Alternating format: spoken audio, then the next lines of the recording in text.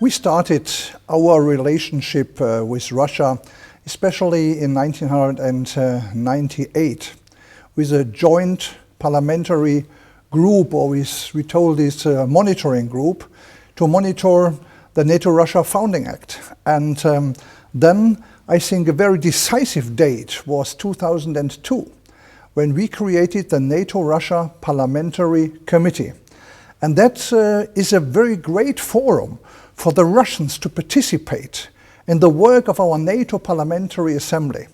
They have all opportunities to participate in our sessions, and in the Rose-Ross seminar they can present their perceptions, and I think we have a good forum for dialogue with the Russian delegation. But there were other times, especially I remember very well after the crisis regarding to Georgia. After that, and we don't forget the Russian action against Abkhazia and South Ossetia, we made restrictions to demonstrate Russia that it is not possible to violate international law and rights. And therefore we made restrictions to demonstrate that the Russian delegation too has to keep international rules. We normally think that NATO Parliamentary Assembly is a great forum of dialogue, but I think all members, all member states, all delegations have to keep international law and rules. So the biggest crisis in our relationship to Russia was the attack against Ukraine and the annexation of Crimea. That was a breach of international law. That was a disregarding of all agreements which were signed by Russia too. And that is the first time after the Second World War that they changed borders by the use of military force. And that is a game changer. And we have to react, and we do. So we say, Russia, stop this policy. We cannot accept this. And I think, especially in the NATO Parliamentary Assembly, we stand side by side to our Ukrainian colleagues. We support them politically, economically. We say that we give them a good perspective for the future by helping and assisting them going forward. I, for myself, participated in the Orange Revolution 2004. I was there when hundreds of thousands of people demonstrated for their rights, for peace and freedom.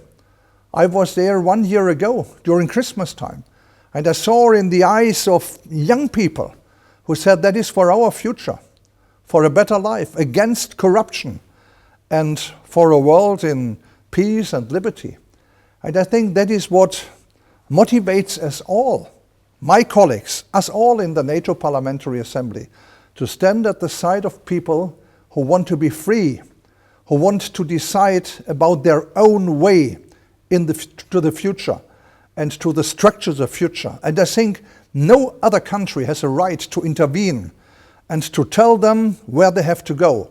That must be the decision of a country for itself and of the people.